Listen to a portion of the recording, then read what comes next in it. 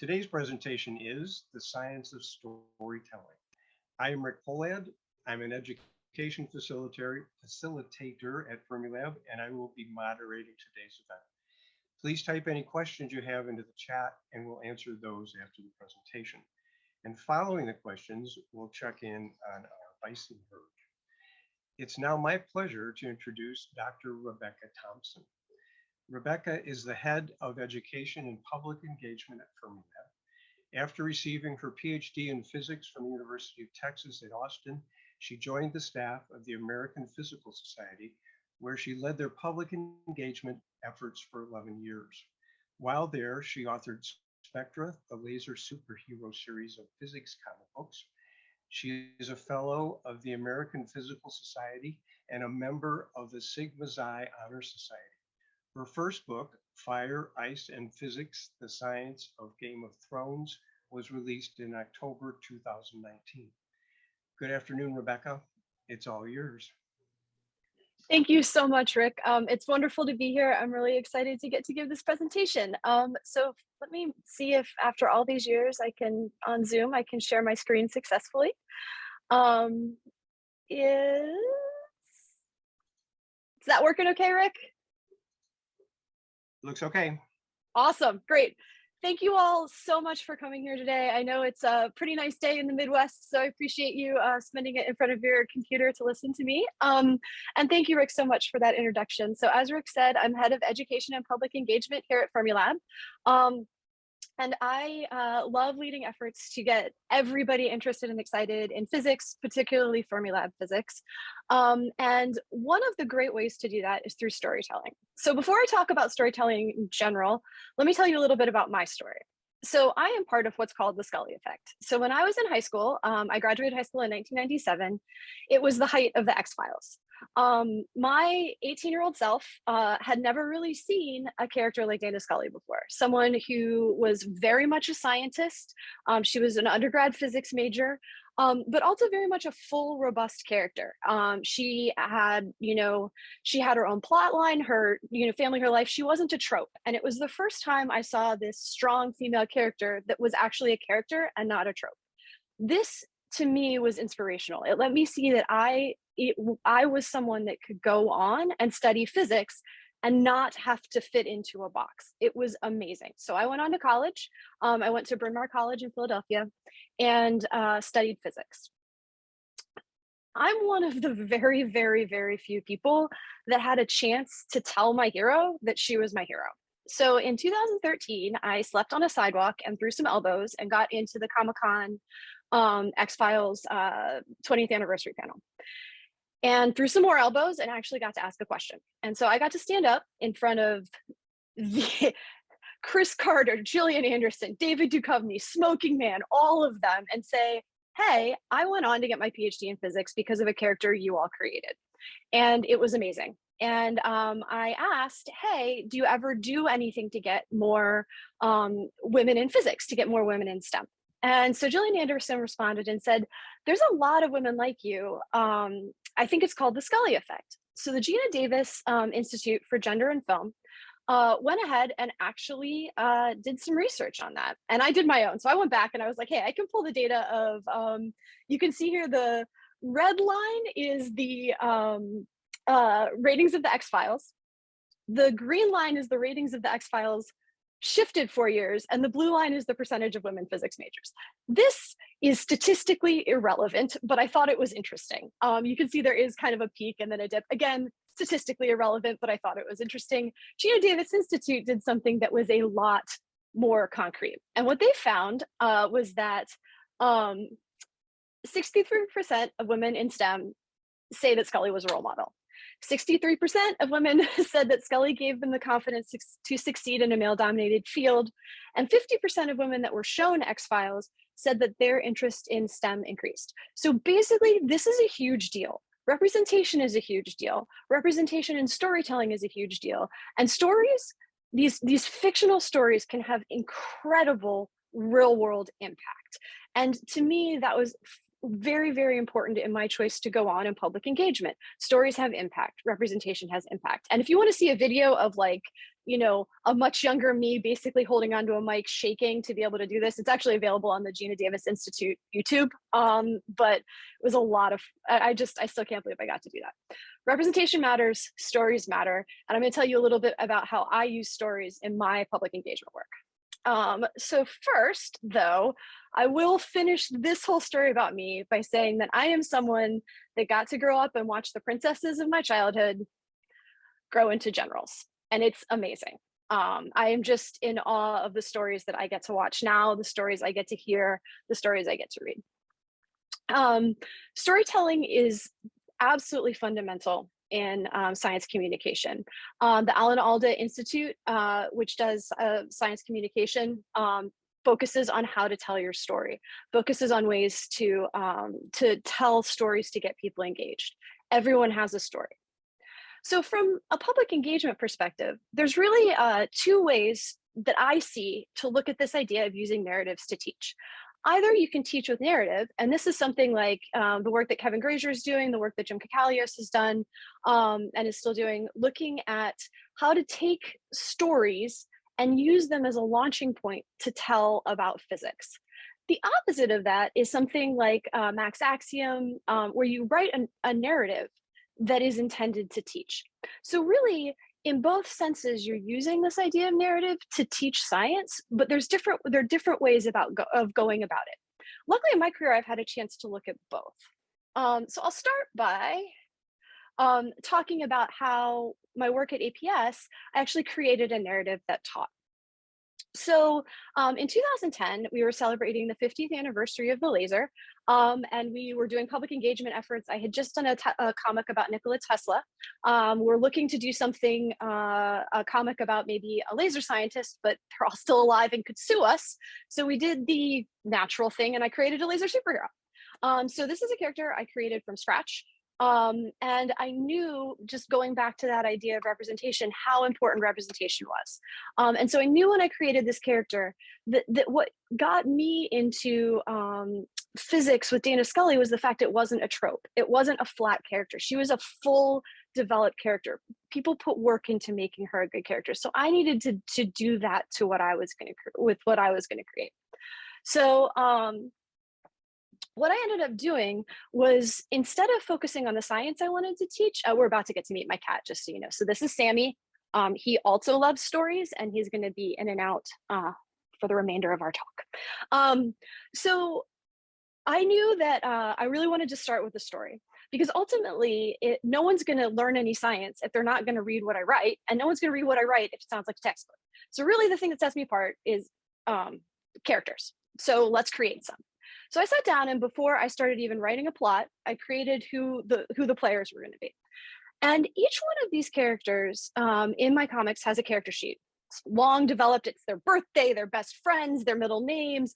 I used maybe a tenth of it in anything I ever wrote, but it was a touchstone to go back to really kind of describe how these characters interact. How was dialogue coming from Spectra going to be different than dialogue that was coming from the quantum mechanic? And you can see some of my favorite villains over on the right. We've got the quantum mechanic, Polly Black, who owns Black Body Repair, Tiffany Maxwell and Maxwell's Demon, Henri 2O, H2O, and of course the very, very famous Misalignment, which is the nemesis of every laser. So I got to have a lot of fun with puns. But ultimately, these characters were going to drive the story, and ultimately the story was going to drive the engagement. So once I had my characters, I had to spend a lot of time figuring out what stories people were reading. So it turns out that APS, where I worked, didn't have millions of dollars for market research. So I did my own. And Disney's really good at telling stories. Disney and Nickelodeon are really good at telling stories to tweens, so I watched a lot. It is amazing how similar the stories from my youth, from cartoons like Doug and Kim Possible, are to the stories that are being told today in like shows like Andy Mack and Stuck in the Middle. And these stories, there were a lot of similarities in narratives that were told to tweens throughout the years. And I took these themes and wove these themes into the comics I was creating for kids, because ultimately I wanted them to want to read, and in that reading get some physics too. So I made sure that the stories were at the forefront. And from there, I had to decide what I wanted to teach. what were the physics principles I wanted to teach? What did I want to get across? And that was going to really shape exactly what the story was. So I've done 10 comics for Spectra, and each one focused on a different idea. I had some, some I loved, some I didn't. Probably from a narrative perspective, my favorite one was Spectra versus the Terminal Twins, where I got to tell the story from all different characters, and that was really fun. But the one that I feel took the best advantage of using the format I chose, which was graphic novel format, comic book format, was Spectra's Quantum Leap. This was really interesting because one of the things in doing the comic book format, I wanted to do it because it's good for kids that are a little hesitant readers, maybe people for whom English is a second language.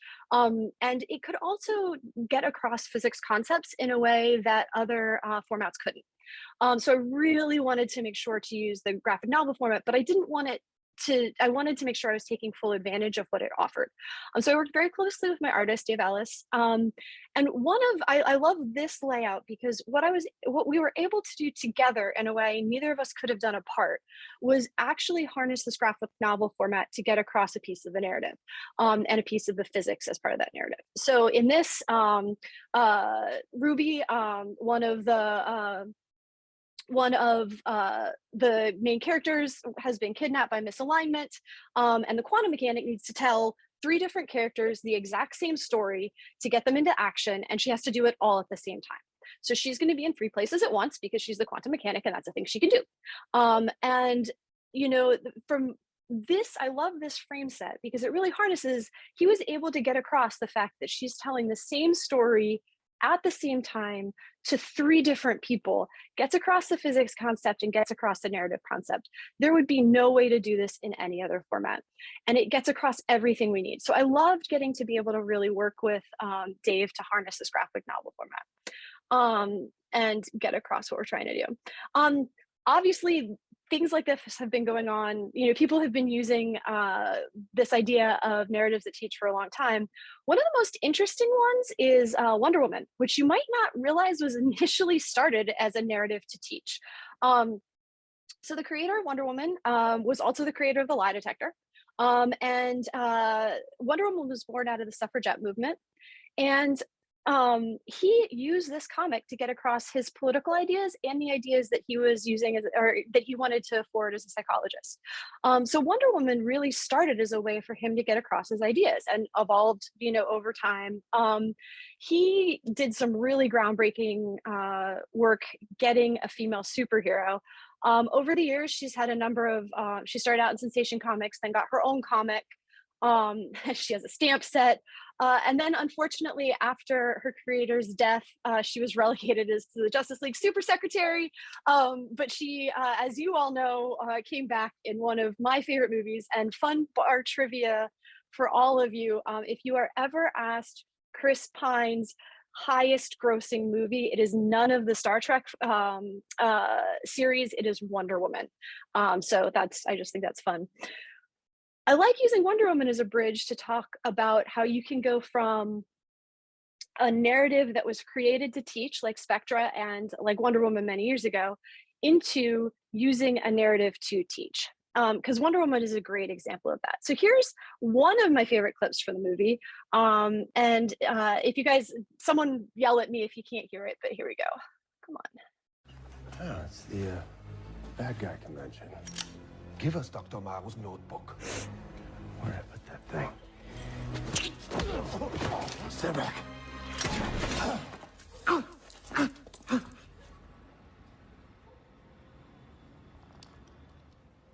Or maybe not.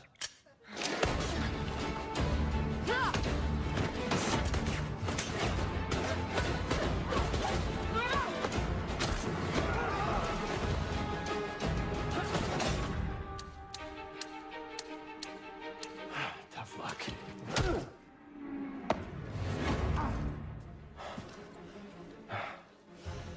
Is there anything else you want to show me?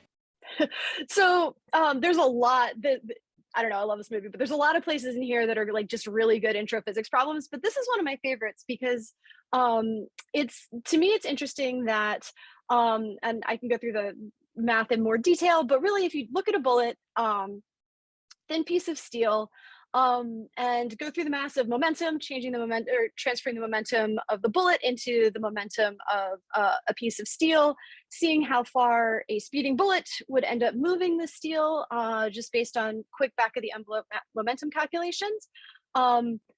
You find that really the steel only moves a little bit. So this idea of bullets, of steel blocking bullets, of Wonder Woman's gauntlets blocking bullets, it isn't too far-fetched, but she's still a superhero. So what exactly, so to me, this is fascinating because the superpower we think she has, super strength, it's kind of there, but really the more important superpower, or the more supery superpower, is the fact that she's super fast. And this is very cool. So if you look at the normal reaction time, there is the reaction time needed. If you assume a bullet, I estimate about 10 meters, that they're staying about 10 meters away. If you assume a bullet travels about 900 meters per second, as soon as she sees the flash of the gun, not hears it, but sees the flash of the gun, she has 1 millisecond to move her arm to block that bullet. She's got that amount of reaction time. Okay, so how fast is the normal human reaction time?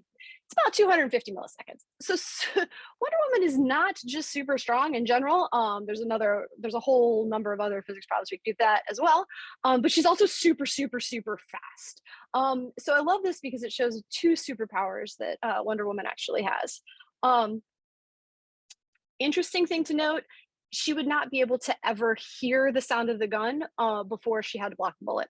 You're going to see the flash. You got a millisecond as soon as you see the flash, but the speed of sound is actually going to be so much slower that once you hear the bullet, it's already too late.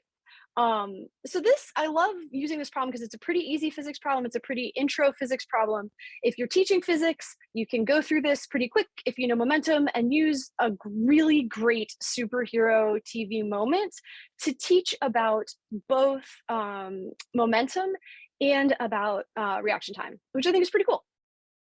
So another one of my favorite intro physics problems, another way to look at narratives that teach, is with Disney's Frozen. So I love this movie for a number of reasons. I love both of the Frozen series. I really like what Disney's been doing in a lot of its movies, and I think I'm not alone in that.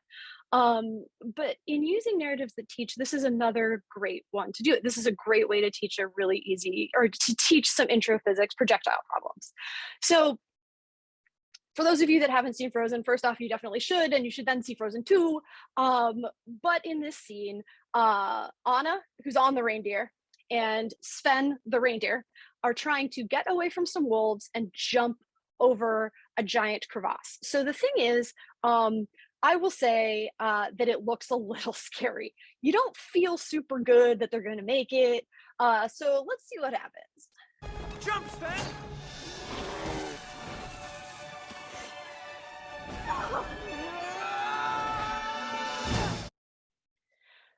So I will say that this is a question I get asked a lot at the end, is like, am I the ultimate joy killer of watching TV with people, of well, that could never happen. I never want it not to be able to happen. And I'll talk about that later. So I promise I'm not going to kill reindeer here. But it is a really great intro physics problem. So projectile problem. This is a back of the envelope thing I can do. I can take this great narrative that people are already into, use an amazing scene. You're already connected. You want to know if Sven made it. And then we can see if he does. So intro physics problem, you've got Sven. You've got a couple of things. Let's say he launches at about 45 degrees. In a projectile motion problem, you come off at an angle, and really what matters is how much of him is, how long he's going to be up in the air and back down. And if in the time he gets up and back down, he also goes that far across from one hilltop to the other, one mountain to the other, if he can get from one point to the other in the time it takes him to go up and down, he's fine. There's a lot that goes into this, and I can talk a little bit about it. You've got, as he jumps, you've got him going up, and you've got gravity pulling down. So we've got 2 forces on Sven acting. And with that, what you end up in a normal, without any other forces, he's going to go in this beautiful parabolic arc. And the question is, does he go up and down with enough time to get him over? Luckily for Sven, there's a few more things that are happening. Air resistance. So he's got both air resistance this way. But the thing with reindeer is they also have air resistance falling. So some of the tiniest breeds of reindeer actually have flappy skin, kind of not, I mean, we're not talking like flying squirrel level flappy skin, but still enough. The air resistance isn't just this way. Air resistance, you also have air resistance falling. And reindeer can use that to advantage. So even though air resistance is going to do that, it's also going to slow the fall, giving him more time to get all the way across. Looking at the size of your average reindeer, how fast the average reindeer is going to fall, and if you assume like the fastest, tiniest reindeer breeds out there, which I know probably Sven isn't, what you end up doing, you can go through the math, and again, it's a great projectile motion problem. And if you're trying to teach in detail projectile motion using something like this, you can put the parameters in. Normal reindeer, like normal, tiny, really fast, flappy skin reindeer, can usually jump about 10 body lengths. So they can usually go fast enough to go up and take so much time to go up and down that they can get about 10 body lengths across. Disney, to make my teaching easier, ended up giving me this great underside shot, because I don't know, I mean, like I can't measure that in any other way. So, okay, 10 body lengths. This is literally one Sven. And you can see 1, 2, 3, 4, 5, 6. He would have made it, and he would have cleared that just fine. The sled and Kristoff will just deal with that later, but Sven and Anna, fine. And I like to use this as an example of how we intuitively see things and feel something, can almost feel the physics in an intuitive way that's hard to describe. We were scared that he wasn't going to make it. We were scared that that jump wasn't going to be made, but we also didn't feel bad that it was. It didn't feel like out of kind of our understanding of the world. It didn't make us feel uncomfortable. And that is one of the things that in narrative and in things like this, people use without realizing it. That kind of understanding of where that intuitive edge is for people, that their intuitive understanding of physics, where's that edge? How far can I push it to get that feeling of of suspense, but not push it so far we're like, oh yeah, no. And Disney did this very well. So he made it 7 body lengths, which is just on the edge of where we feel comfortable. And that's another reason I really like using this problem, is this really did a great job of, maybe without even realizing it, putting in that physics danger zone of like, we feel okay that he made it, but we were also really worried. The narratives that people really like the narratives that have built amazing worlds, those type of narratives tend to do this beautiful balance of physics suspense, of using the laws of physics to build that suspense very, very well. Clearly I really like this one. Another series that did a very good job, and I will talk about the problems of the last 2 seasons. I will go into our uncomfortableness, and this is one of the reasons I like to use this as a bridge from good to bad. But in the setup, in the 5 books, George R.R. Martin did an excellent job really walking that line of we feel good but suspenseful. There are a number of amazing physics problems that can be addressed using Game of Thrones, a number. So I'm going to, it's just gonna be a little violence. I promise I'm not gonna make this that bad, but I'm gonna talk about kind of 2 of my favorites that are right on this bridge of like, we are okay that it happened, but it still made us feel kind of like, tense.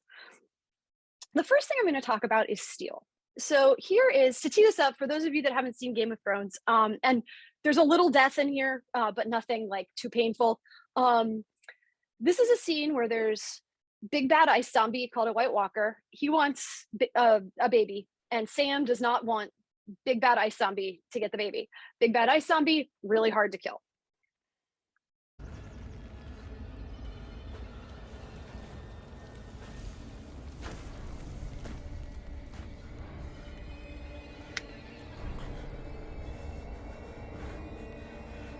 Stay back!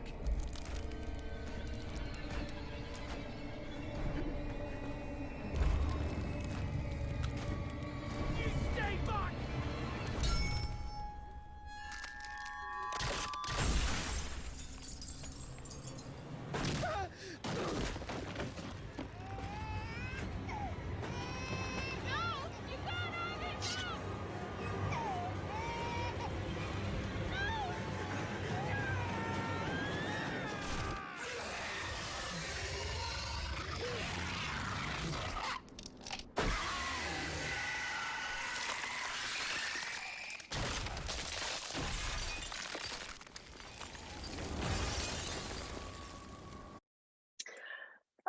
So, Sam the Slayer, for those of you, so just to sum up, Sam tried to fight off the White Walker with a normal steel blade. White Walker, who was very cold, grabbed the normal steel blade shattered. Sam went after him with something called dragon glass, which is kind of like magic obsidian. I can talk a lot about why that might not have the same properties at cold, but I'm going to really focus on the steel. Steel is a very interesting material. It is fascinating how to make steel weaponry, and all the processes that have been developed over the years, how the world transitioned from the Bronze Age to the Iron Age and steel. It's fascinating. Steel is changes properties based on how much, you've got iron and carbon. Steel changes properties based on how much carbon you have in there. It changes properties based on how it's worked. It's changed on properties. It changes its properties based on how it's quenched. But all of this comes together in, to create a blade that's either strong and sharp, and there's all these trade-offs in malleability and hardness and brittle. But ultimately, steel is brittle at low temperature. It undergoes what's called the ductile to brittle transition. And it depends on how much carbon you have in there. More carbon, it's going to be more brittle. But what happens with steel is it's okay. It gets hit and it'll bend, and then it gets to a temperature where it gets hit and it's going to break. And that's a problem. And I'll talk a little bit more about the Titanic later, but one of the theories about why the Titanic's hull was breached instead of just bent is that the steel quality regulation wasn't quite there. There was potentially more carbon in the steel than expected, and then they were in ice water. And so when they hit an iceberg, it was obviously very, very cold, but the steel had undergone that ductile to brittle transition and snapped instead of denting, breached the hull and sunk the ship. In this case, that idea of steel shattering in cold is something that's very, very, very real. So this idea of a steel sword, of Sam's steel sword, shattering when it comes into cold is not too far out of the norm. I love this because it's a great way both to teach about, some pretty intense solid state physics, but also a great way to really talk about like the shattering into a million pieces we weren't okay with, but this thing's breaking when it gets cold, like we're kind of okay with that. So I really do love this example. And then continuing in the series, there's a different type of steel. And this type of steel has different properties. I think this clip might be a little long and there's a lot of blood. Before I play this, I will say that if I say snarky things about Jon Snow, I do not apologize at all. He's the single dumbest character I have ever seen. And I wrote like 7,000 words about why he needs to wear a hat. So I have no love for this man, but this is a great scene.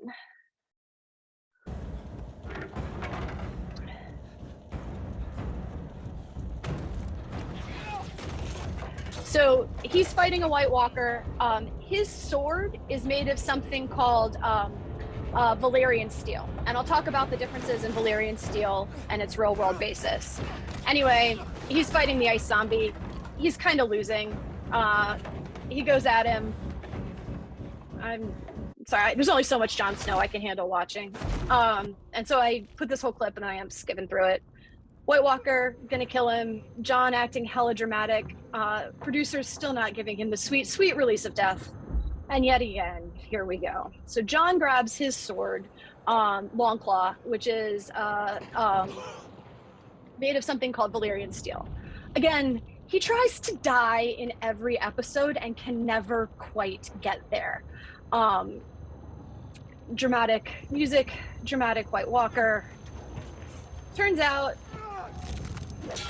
Jon is again the luckiest man on earth, and his Valerian Steel blade can fight the White Walker. So what is Valerian Steel? It turns out Valerian Steel is based on a very, very real world type of steel called Damascus Steel. I have no ability to get anybody in the museum community to let me see if I can get Damascus Steel very cold and break it. So I can't talk about the cold properties, But this idea of something that is seen as super magic steel is very, very, very real. So Damascus steel is a type of steel that has a very high carbon content. It goes against everything I just told you. It turns out if you create this kind of ingot steel, you put iron in a crucible and heat it to a very specific temperature, and you put very, very specific organic matter in that crucible, infuse the iron with a certain amount of carbon and then some other trace elements, and then work it in a very specific way, you get amazing weapons that have these beautiful ornate patterns, which is exactly how Valerian Steel is described. Only a few swordsmiths knew how to work with Damascus steel. The creation of the steel ingot that was then worked into the blade was just an incredible secret, and it's something that even today people haven't successfully recreated. There's a couple of people that will say that they have. You will see forged in fire and they call it Damascus steel. It's not really, it's actually a steel that's called welded steel. If you get the impression you can buy a Damascus steel blade on eBay or whatever, it's actually welded steel, which has now come to mean Damascus steel, but the real Damascus steel with the amazing properties has not been successfully reproduced. Many people will claim I'm wrong on that. The legends around this are that to make a real Damascus steel blade, you create it in a certain way and then you quench it in dragon's blood, which is has many meanings, one of which is the urine of a redheaded boy. Sometimes it's actual human blood, but this idea of you quench it in something biological, and that was mirrored in the book. So the idea of Valerian steel, very much based on Damascus steel. Interestingly, Damascus steel is this incredible 3rd century magic that's entirely based on 21st century technology, or things that we didn't discover until the 21st century. What was happening in this very precise creation process is that the blades being created had a type of steel wrapped in carbon nanotubes. They had somehow created carbon nanotubes in the 3rd century. And just to give you an idea of how strong a carbon nanotube is, it would take 377 elephants to stand on one to permanently bend it. So this blade is extremely strong, holds an edge extremely well. And this legend is very much based on real life technology. So I like just being able to talk about how this idea of something that seems magical in the, way long ago is actually based on real science. The way that this was discovered is also a fascinating story. And one I'm always happy to share, but leaving it there, Damascus Steel is super cool. So I always like using Game of Thrones as an example of both, we feel like it could happen and kind of good about it, like the wonky seasons, totally doable. A number of other things, like there's just things in there that were like, this is outside my world of physics and I'm kind of okay with that because I could see that. Game of Thrones is also one example of some of the worst pushing the envelope too far in physics, and pushing us past that point where we are drawn out of the narrative because their science is so bad. And to me, that's fascinating how they really in one show hit both extremes. So those of you that have watched the show will know that one of the most painful episodes was the one in which there was the battle north of the wall. And it was painful for a number of reasons. The first is a beloved character dies, and I sobbed. And a beloved character dies and comes back as a zombie. But also, it's this incredibly important narrative plot point, and you feel these things, and it was completely overshadowed by the fact they set up a situation that no one was okay with and didn't at all explain it. So the battle north of the wall is, and I can go through this, but the short answer is the timeline of the battle north of the wall, totally doable within physics. It's like really uncomfortable and we don't think it can happen. And our intuitive sense says that this is not a thing that can happen.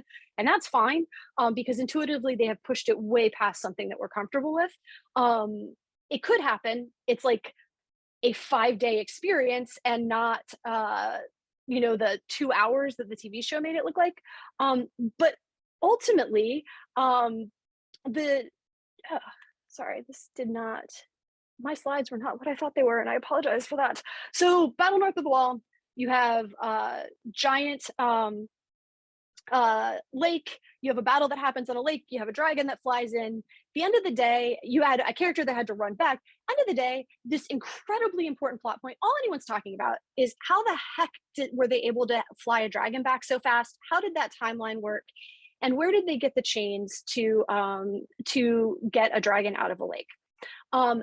These are very functional things that if they had taken any time, if they understood the importance of us feeling connected to a narrative through science, if they'd understood the importance of science to our fundamental connection, our intuitive understanding of science to our fundamental connection to characters and narrative, they would have ended up in a situation where the next day all the fan boards were talking about the character's death. And instead, the next day, all the fan boards were talking about timelines and chains.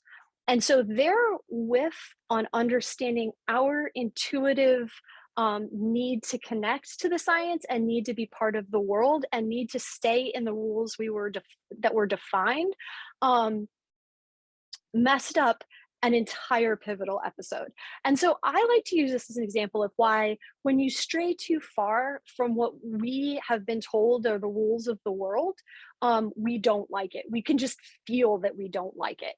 That was, I think, one of the huge problems of the last 2 seasons is all of a sudden, all the rules that we spent all these seasons building up have been entirely shattered. So we're also, when we go into narratives, our default set of rules are the rules we live in. So our default set of rules, we assume that physics applies to whatever we're watching on TV, unless we're told differently. And the thing is, we like stories. When we're told differently and we are told, here's the set of rules we are playing under, let me define it for you. We're like, cool, cool, cool. As long as you don't break them, I'm in. Default set of rules, physics, throw those out. Cool, cool, cool. And we're in. One of the best examples of completely rewriting the rules and taking us entirely with them is Harry Potter. Harry Potter sets out rules that we don't even see. And if you ask, if you ask anyone of many fan forms, they can describe it to you. They can tell you what the rules are, even though no one ever said it. I think Gamp's law of elemental transfiguration was set out, and like one of the exceptions is food. But there are a set of rules like if asked what illnesses can magic fix, any Muggle illnesses, so like the flu, magic can fix. Any magical illnesses are really complicated. The room of requirement, it always obeyed the same rules that she set out. There are rules, food rules. Even the room of requirement obeyed the rule that you can't just like make food out of nothing. There were a very, very strict set of rules. And because the rules were so strict and because they were adhered to so well, we're never quite pulled out of the story and feel uncomfortable about it.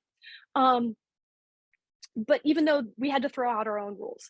And so I love Harry Potter as an example of a completely built world where we still feel good. And we know that if someone, like, let's say someone were to, if someone were to write a narrative that didn't obey the rules, we'd feel really bad about it. This is one of the reasons that retconning stories is so uncomfortable, because you're like, I know that didn't happen and it's out of world and I'm not okay with this. I do also like using Harry Potter as an example of one science idea that just keeps coming back and back. Every 5 years or so, New York Times will publish a story saying, hey, we figured out how Harry Potter has an invisibility cloak. Like, just watch for it. It's like every 5 years, and it changes every 5 years where Potter's invisibility cloak comes from. This is one of my favorites. And this is, I just like this because it really is from University of Rochester, just using a neat assortment of lenses to create Harry Potter's invisibility cloak. So, oh wait, did I? There we go, here we go.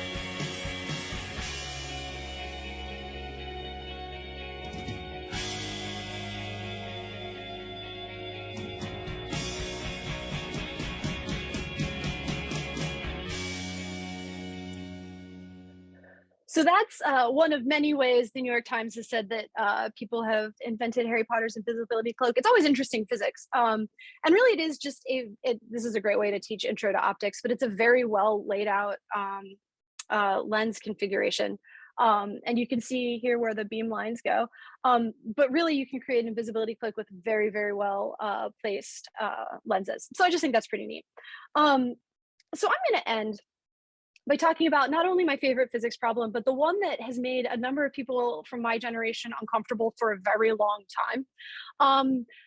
So those of you about my age or older, or maybe a little younger, probably saw the movie Titanic in theaters. If you were like me, you just got confused at the end. If you were like most people, you cried.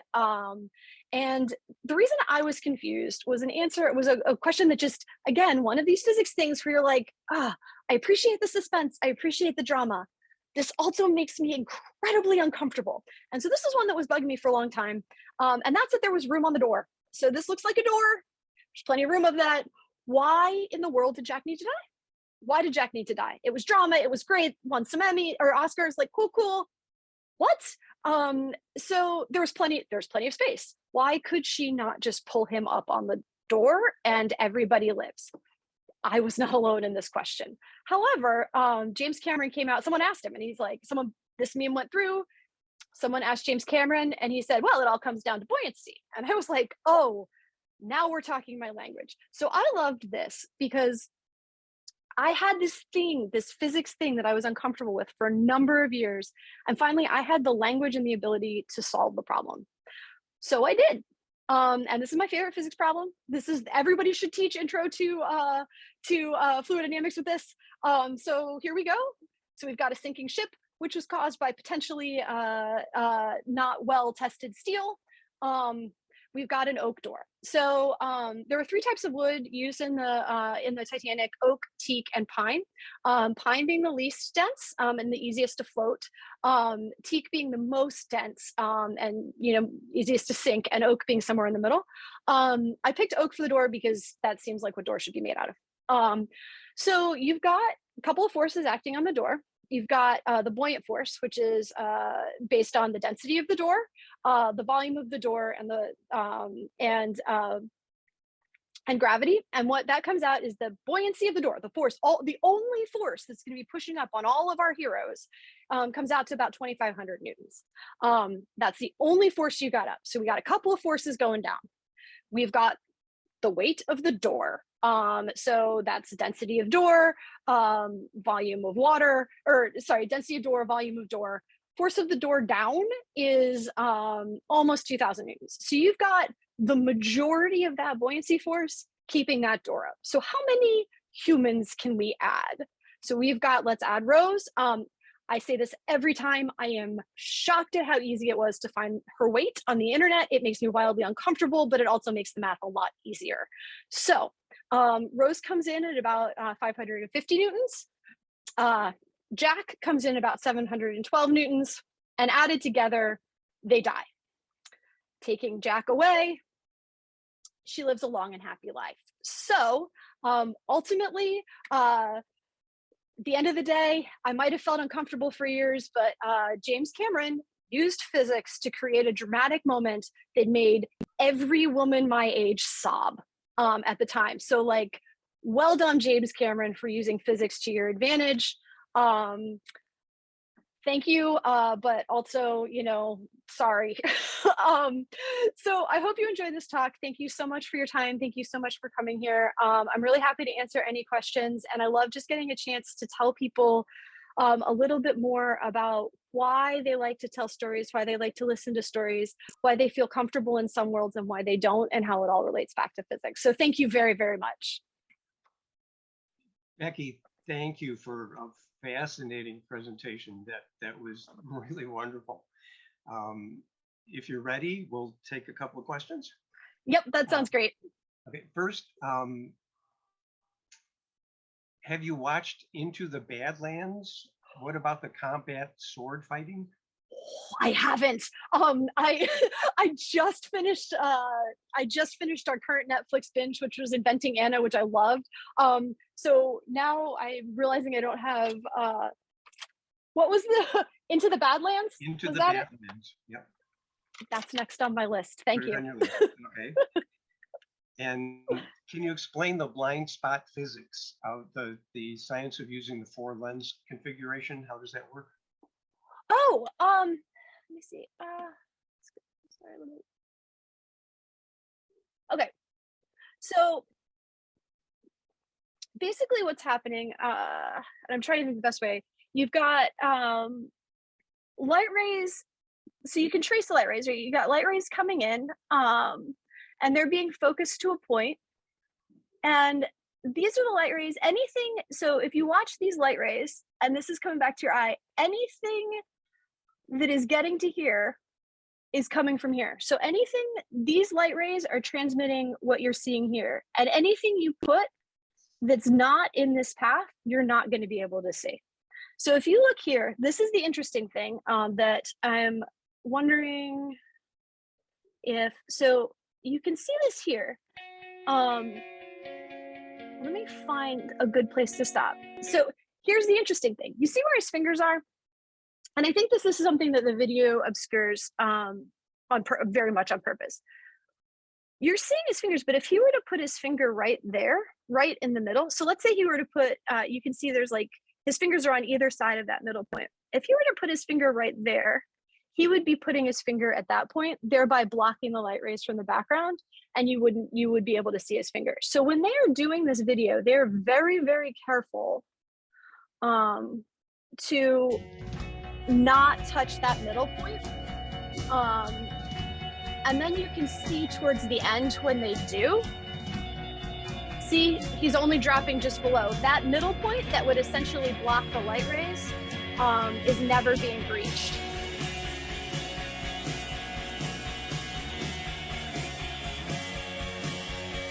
And I think they do it at the very end. Yep. So I don't know if that fully answers, but basically what's happening is with this array of lenses, if that grid background is back here, you can put anything that isn't in this beam line in there, and your eye, if it's over here, won't be able to, if your eye's over here, won't be able to see it if you look through these lenses. But if they were to put their fingers through the middle, you would absolutely be able to see it, because you'd end up breaking that path of the light. Interesting. Would you say Tolkien's mithril is somewhat like Damascus Steel? Ooh, that's interesting, and I will I'll let you know. I will unfortunately reveal the number of years it's been since I've read Lord of the Rings. Is mithril glows when, is it just hard to break, or does it also glow with orcs nearby? Because the glowing thing I can't explain. I'm not good with the glowing thing. So it's interesting because with mithril, the reason Valerian steel is so easy to trace back to Damascus steel is because of the myth in the books, because of the way it's described in detail being worked in the books, and how it's created, and the myths and legends behind how Valerian steel is created are so similar to the myths and legends around Damascus steel. So lining the two up, it was clear that Martin took his inspiration from Damascus steel. I believe that the working of mithril, and I am happy to be correct on this because again, it has been a minute since I read Lord of the Rings. I just, there's a lot in that book, and I don't want to get on a fan tangent, but I don't think the working of mithril is as described in as much detail. The thing with mithril too is that it's worked into shirts and chainmail, and working into chainmail is very, very different than working into a blade. So working into a blade, and particularly a Valerian steel or Damascus steel blade, there's a difference between the edge and the bulk material. And those nanotubes are found around the edge, making it that very, very sharp blade. And then the bulk material is going to be different. And when it was quenched in something acidic, something biological, it etched away some of the impurities around there without etching away the carbon nanotube. And so ultimately, I actually don't know a ton about the potential for Damascus steel as chainmail. I would guess only because it has not, I didn't find any references to Damascus Steel chainmail, that it wasn't well suited for it, that it was much better suited for blades because of the way the carbon nanotube was created. So I think that might be the biggest difference, is that Damascus Steel was really, and I'm thinking while I'm talking, which is highly dangerous, but I think that it's the Damascus Steel was really well suited to blades that kept their edge, which is not the same goal as something like mithril and chainmail. So I don't know if that answered your question or gave you 1,000 more, but that's kind of my thought on that. All right, time for 2 more questions. First is quick. Are the Spectra comic books still available? Yes, so you can still get them on the APS website. If you search for Spectra, Spectra the Laser Superhero, they're all still available. Great.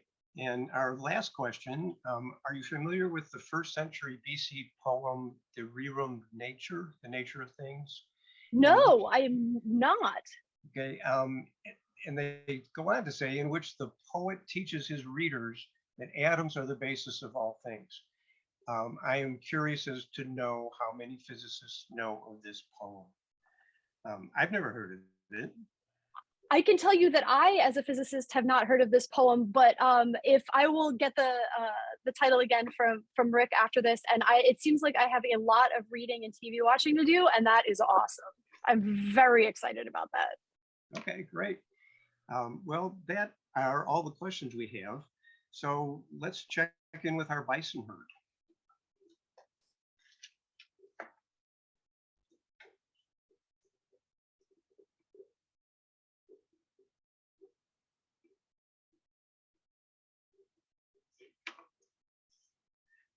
Fermilab's first herd of bison arrived in 1969. Robert Wilson, the laboratory's first director, brought the bison here to serve as a symbol of the history of the prairie frontier and Fermilab's pioneering research at the frontier of particle physics. The herd numbers around 30, and besides the prairie coming to life, the birth of around 15 calves every year is another sign of spring. The female cows weigh on average around 1,100 pounds, and the male bulls weigh up to around 2,000.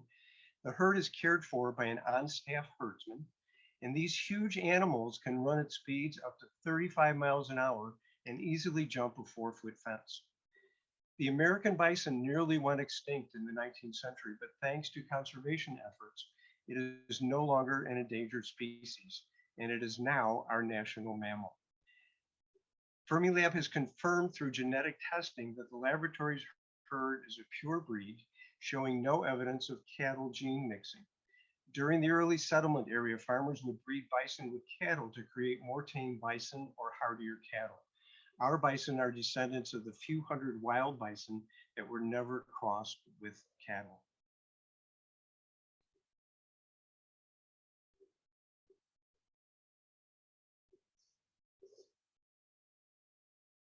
You can now observe Fermilab's bison herd with our bison cam.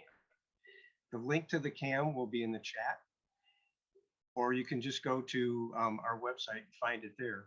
You can see time-lapse video of the herd, and if you click on the menu, you can access a photo of them, where you can zoom in for a close-up view of these very large mammals, far closer than you'd ever want to be in person.